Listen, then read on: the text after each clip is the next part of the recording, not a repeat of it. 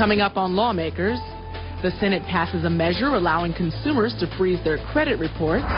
The 2008 Supplemental Budget heads to the Senate floor. And an exclusive interview with Democratic leader Senator Robert Brown. Those stories and more are coming up next. This is Lawmakers, your source for all the news from under the Gold Dome. Here are your anchors, and Wandy Lawson and David Zelski. Good evening, everyone. Also on Lawmakers, the Senate votes to ban automated phone solicitations, or so-called Robo Calls. And the House passes legislation to fund the governor's office for children and families. But first, our top story tonight, legislation that supporters say protects consumers from ID theft passes the Senate. The state Senate passes its own version of a bill to allow consumers to freeze their credit before becoming a victim of identity theft. Lawmaker Sandra Parrish joins us live with more. Sandra. And Wanda, you may remember the House passed its credit freeze bill 3 weeks ago. The difference in House Bill 130 and Senate Bill 361 is the fees that are charged by credit reporting agencies to freeze and unfreeze someone's credit. $3 may be the number, but we don't know that's the number because it seems to be just an arbitrary number chosen to make sure that we're doing better than the last state. Senator Chip Rogers, sponsor of Senate Bill 361, says the $3 fee passed in the House version may or may not be enough to cover the cost of the credit reporting agencies. He wants the state's banking commissioner to set the fee. We would give the Commissioner of Banking and Finance the opportunity to take information like this from the AARP to determine what that actual cost is, and he cannot set the price at any amount above that cost. And in addition, on Amendment 1, we're making this absolutely free for anyone age 65 and above. Frankly, I don't know who the Commissioner of Banking and Finance is. It's a slippery slope. How do you know you can trust? This is where the consumer needs to be protected. If you had a $3 fee, you would know exactly what it is. How do you know how much it costs? I don't know how much it costs. How do you know who's going to come up with how much it costs? How do you know those people who come up with that fee are not influenced by the people that are in the hall? Currently, Equifax, based here in Atlanta, allows those whose identity has been stolen to freeze their credit at no charge. Those without a police report can freeze their credit now with a $10 fee. And while the AARP likes that those 65 and over could freeze their credit for free, it would prefer a lower fee for others. We would rather that the fee be reasonable for anybody that wanted to take advantage of it. Our membership starts at 50. I know I'm not there yet, and it's something that my husband and I would like to take advantage of. You will have folks under that age that want to take advantage of that, and we really believe that it should be reasonable for all ages. But Floyd admits just having the tool to prevent identity theft is a good thing. If you're at a place in your life where you are not getting new credit, you're not buying a house, you're not getting a second mortgage, you're not buying a car with a car loan, then this is the perfect way to freeze your information. Now, currently 39 other states have similar laws on the books. Senate Bill 361 now goes to the House. HB 130 is currently before the Senate Banking and Finance Committee and could be amended there. Reporting live, I'm Sandra Parrish for Lawmakers. Thank you, Sandra. The Senate Appropriations Committee passed the 2008 Supplemental Budget this morning with changes in the areas of health care, economic development, and primarily in education. Senate President Pro Tem Eric Johnson explains the reasoning behind the education changes to the House version. The big issue, though, is education. The governor put the $25 million in for school buses, and he put some money in for new technology. The House put the buses in bonds, and then used most of that money then to fund the equalization formula. The governor is concerned about equalization. Of course, we're in the middle of a lawsuit, and the wealthier systems are getting a whole big chunk of money based on the formula, and he thought we need to change that, ultimately the state needs to be putting more money into the poorer systems. A bill is being dropped today in the Senate to change that formula. So what the Senate did was we took all of the education available money, $72 million, and prepaid debt. In essence, we're going to shift it into the 2009 budget, where we can take the entire debate on education funding. We can put all of the money into the austerity cuts, which would restore half of the austerity cuts. We can debate the equalization grants, or we can put it back into buses and technology. But I think it's going to be an interesting debate on education, and that's the biggest change, and it will be the biggest discussion for the conference committee. Now, one other notable change is funding for public defenders. The governor's recommendation of $3.6 million has been trimmed down to $513,000 by the Senate.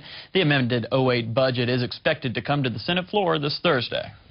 House Majority Leader Jerry Keene was quick to speak out against Senate changes to the supplemental budget, calling for a restoration of funding for education and the Public Defender's Standards Council. The Senate basically took all the school buses out. They took all the technology out.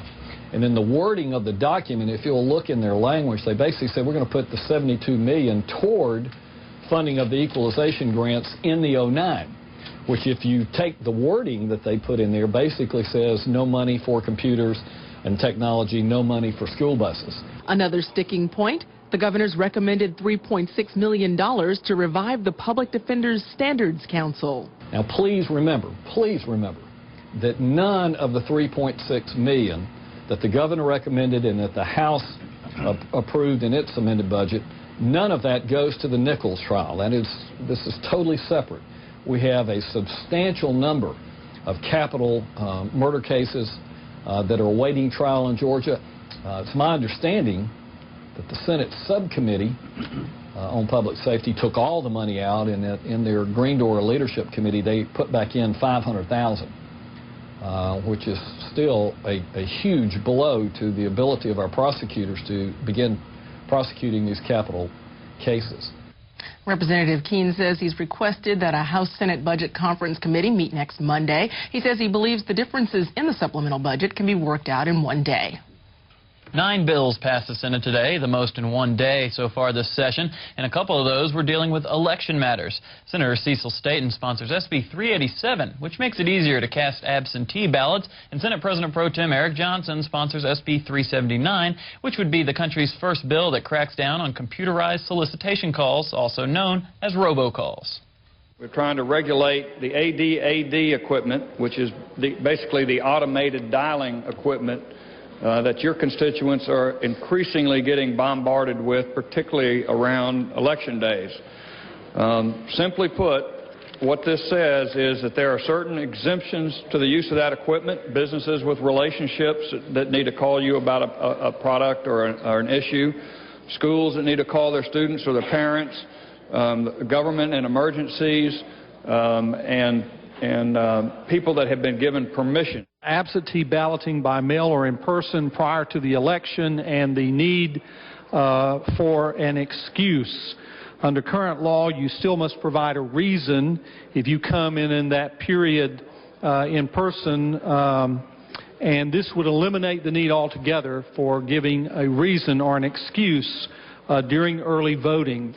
The second section of the bill deals primarily with our servicemen and women who are registered to vote and would vote in their home districts, but they're away, and it deals with how they may request their absentee ballot. This bill would allow them to request it by electronic transmission. The Senate also passed SB 410, sponsored by Senator Doug Stoner, which creates a traffic congestion relief fund. That bill is part of the Transportation Study Committee package unveiled earlier this session. All 3 bills now go over to the House. House approval today of the Governor's Office for Children and Families, a reorganization of 4 child protection offices into 2, was preceded by disagreement about just how much power the governor should be allowed. Federal law insists and demands that the governor make all of the appointments.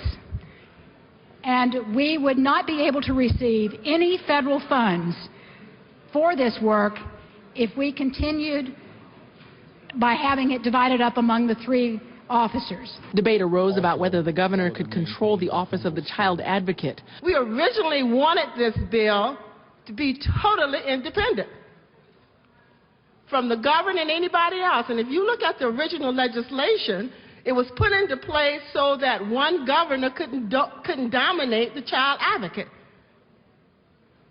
Ladies and gentlemen, I can't tell you how disturbed I am by this bill. You vote your conscience, but I'm telling you right now that you are actually destroying what we put in place, fought for, to try to improve the conditions of children in Georgia. Sinkfield's attempt to table the bill failed, as did an effort by Representative James Mills to amend the bill to include a definition of childhood beginning at conception. Since this bill goes into defining what a child is, then my amendment simply says that a person from conception and under the age of 17 years or under the age of 18 years, that shall be taken into consideration. I believe this purpose of this bill is stated in the long purpose that's set forth, which has primarily to do with taking care of the needs of children who have already been citizens of this state by birth. I do not believe that this is the appropriate time or place. It's not reasonable and germane to this bill. Chair is going to rule the amendment not germane. After initially failing, Representative Cooper's amendment allowing all board appointments to be made by the governor passed, as did HB 1054 by a vote of 99 to 67. This is more sort of a reorganization as to who reports to who, but certainly would not infringe upon the child advocate to do their job. And the most important thing about the amendment that Representative Cooper offered is it'll make sure, without any doubt, that we're able to draw down those federal funds. Now, in other news, the Parent Protection Act draws a surprising amount of controversy this afternoon. That legislation would provide up to 24 hours per year of job-protected leave for parents to attend school conferences and routine medical appointments. Lawmakers Bridget Snapp joins us live with more. Bridget. In Wandy, last week, proponents of House Bill 901 passed out hundreds of applegrams to legislators and a visual display of support for the bill. Today, several at a House Industrial Relations Subcommittee meeting voiced concerns that the Parent Protection Act is really candy-coated legislation that intrudes on the rights of employers. I'm actually surprised at the amount of controversy the bill caused, because I hear people say all the time this is a simple bill. This is a simple bill. This is a simple bill to allow us to do what we keep saying that we want to do, which is to improve the education for our children in this state. Several spoke in support of the bill today, including representatives of the Georgia PTA, the Georgia Council on Aging, the Georgia Association of Educators, the Senior Citizens Advocacy Project, members of the medical profession, and private citizens. In 2005, I was terminated after working 20 years for an employer with not being able to work 3 hours mandatory overtime in an effort to register my kids for school. I would hate for another family to have to go through the challenges that we're now still having to deal with because I lost a year's wage. While several council members voiced concerns that the bill impedes on the rights of employers, no one from the audience was allowed to speak against the bill due to time restraints.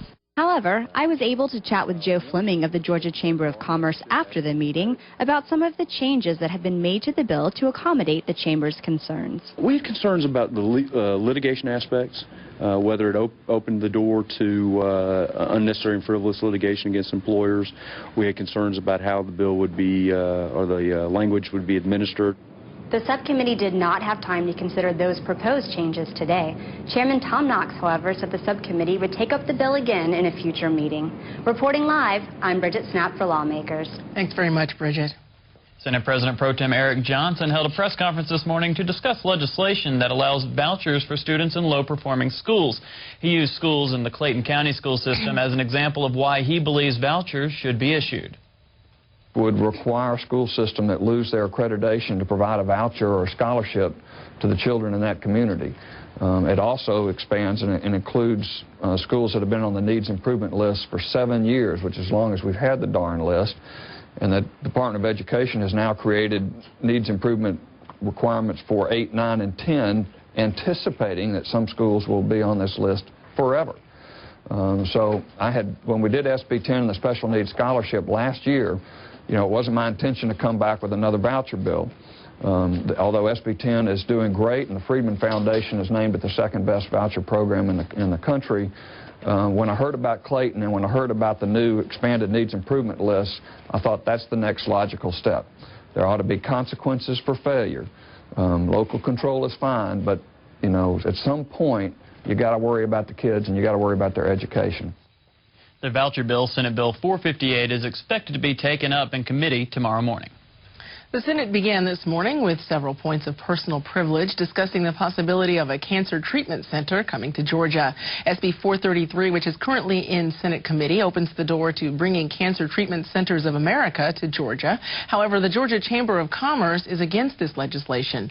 Senators Tommy Williams and Seth Harp support Senate Bill 433, and Senator Don Balfour explains why he backs the Chamber's position.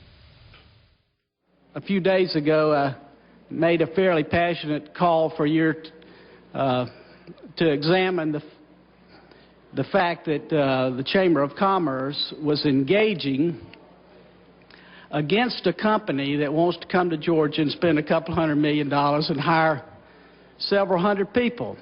The headlines of the Columbus Ledger-Inquirer this past Thursday was the opening of the Edgar Houston Hospital in Phoenix City, Alabama.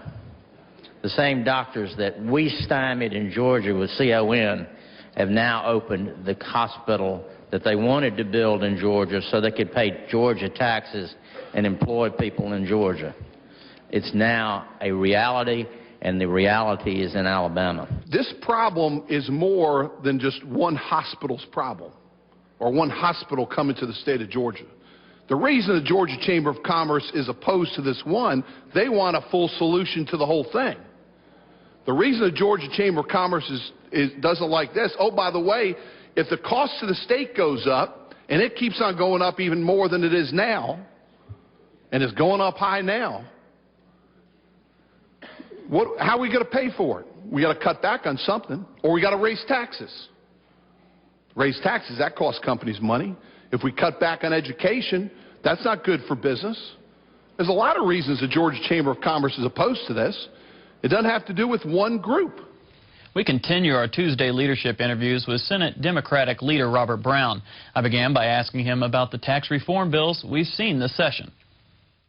We've seen a couple bills, but there doesn't seem to be any uniform approach to this issue. Unfortunately, I think that what we need to do is have a more comprehensive approach to tax reform rather than peeling off the kind of pieces that we seem to be doing at this point. Hopefully, we will pause in this process and take a more comprehensive look, maybe study this issue over the summer and come back with something that's much more substantive and much more meaningful for the people of Georgia. I'm just afraid that the way we are going now, we're going to end up with something that we will have a lot of unintended consequences with. So you feel like the tax bills that have passed, primarily that have just recently passed the Senate, are possibly going to take away from a greater tax reform bill in the future? I think that's true, or it may place us in a position that it would be more difficult to have a greater tax reform bill. Once you have things imposed in the Constitution, it's very difficult to then work around them. An example of that is all the exemptions that we currently have in the Constitution. Right now, if we could remove all of the exemptions, we could have about $1 billion of revenue coming into the state just by eliminating all the various exemptions that we do for special interest groups. Something else that has been an issue this year, and it wasn't touched on as much last year, and that's transportation. There has been a bipartisan approach. Senator Stoner has been involved. Senator Reed has also been involved. But tell us about the current situation going on with transportation and the bills that have come through the Senate. I think that in the Senate we have been able to work in a bipartisan way to come forward with some bills that we think can improve our transportation situation. But again, you know, this is a bicameral legislature, and it doesn't look that promising for things over in the House, even though we passed these bills in the Senate. As we talk to our colleagues on the other side of the building in the House, we get very mixed reactions to the approaches that we're taking over here. So I just think that, again, we are faced with a situation where we have some very good ideas, but it's very, very difficult for us to get together on ones that are going to stick and be meaningful to the people of Georgia. Along with taxes and transportation, we knew that water was going to be a big issue, and they pushed through the statewide water management plan. Your take on the version that passed through? Well, for several years, I have been concerned about water issues. You know, coming from downstate, it's really been a concern that as we see all the growth occurring in the metro Atlanta area, it ultimately was going to affect downstate Georgia. And it's not just because of the drought. It has a lot to do with the level of growth that we see in this area. And unfortunately, the plans that we've seen do not adequately address that aspect of the issue. And I'm afraid that, again, we are finding ourselves in a piecemeal approach that a few years from now, or even less than a few years from now, we're going to find ourselves having to revisit this issue. And hopefully, calmer minds will come to the table and realize this and not go in the direction that we are apparently headed right now. What are some of the Democratic initiatives that you believe Republicans haven't touched on enough this year?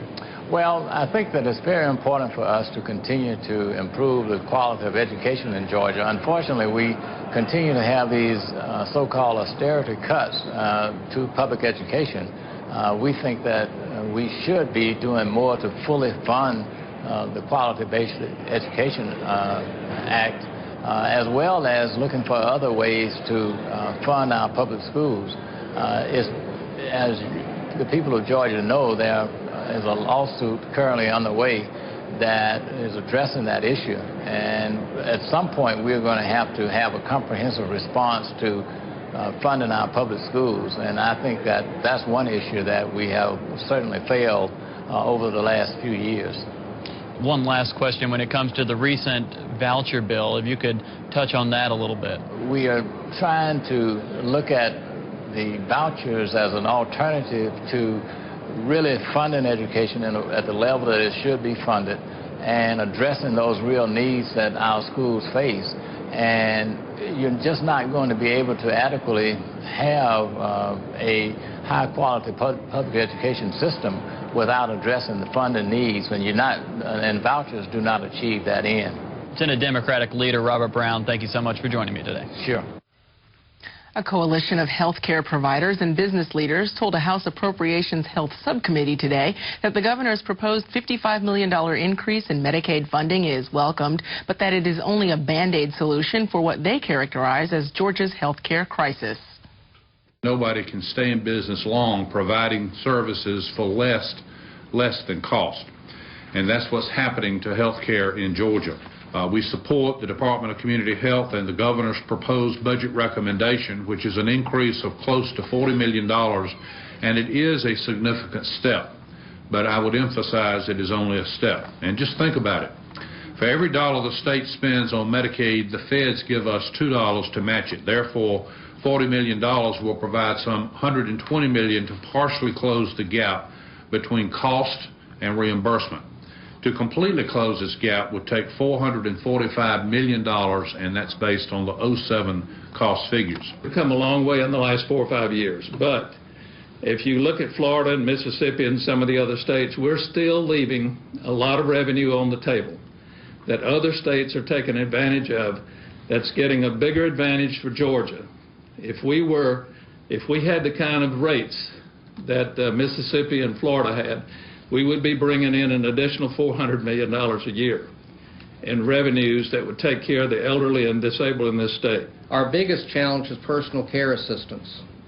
And the reason is that they typically are paid $8 an hour. And keeping them with today's transportation cost is quite difficult. The most important people in this are the direct care workers. And when the agencies that hire them are competing with McDonald's to try to get good people, it really does not work for the people with disabilities. Representative David Casas says Georgia's public school students should have more education choices. Casas introduced House Bill 1133 today, a tax credit bill he says would do just that. Lawmakers Minu Hosseini has more. The tuition tax credit bill would allow state tax-deductible donations to nonprofits that provide scholarships to private schools. The nonprofit organization could then offer a credit for state income tax return. We're looking at benefits to business. We're looking at benefits to our children and meeting our children's needs. It's a win-win-win situation. House Bill 1133 will now allow the state, or authorize the state, to create student scholarship organizations, nonprofits that will be able to offer scholarships to students that need another option, parents that need another choice.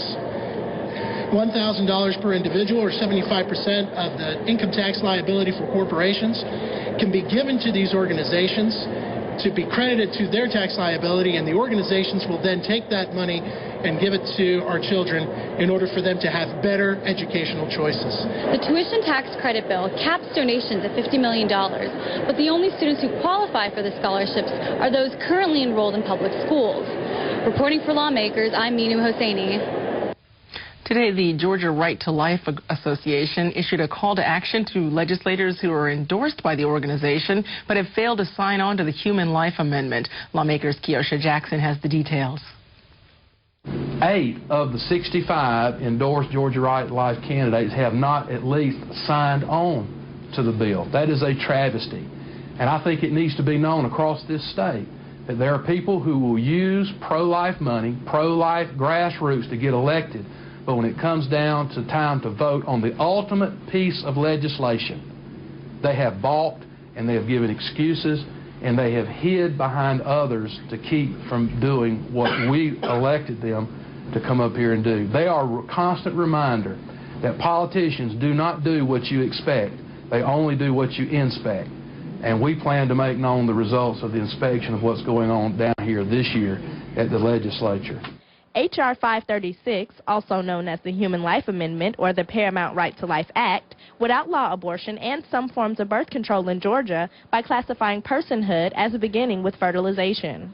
And we know when life begins. Come on. Let's don't be silly. Everybody knows. You have to be really brain dead to think that we start at 35 or 40 or when we've got all our fingernails or whatever. We start at the beginning. H.R. 536 remains in a subcommittee of House Judiciary Civil.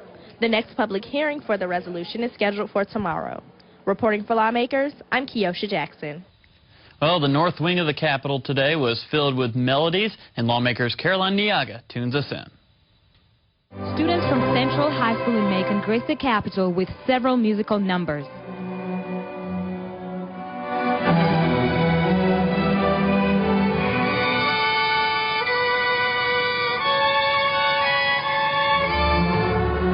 The students also got a chance to conduct the music themselves.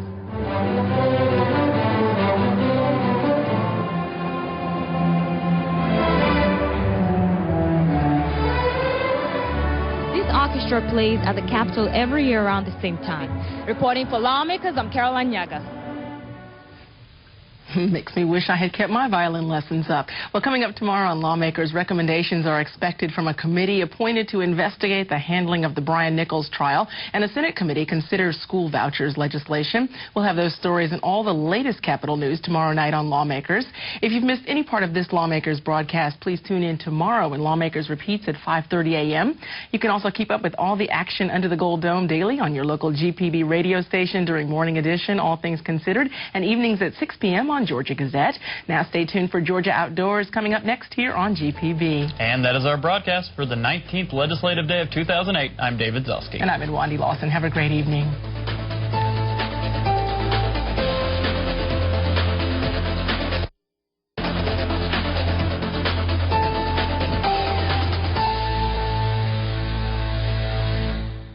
This has been a production of Georgia Public Broadcasting.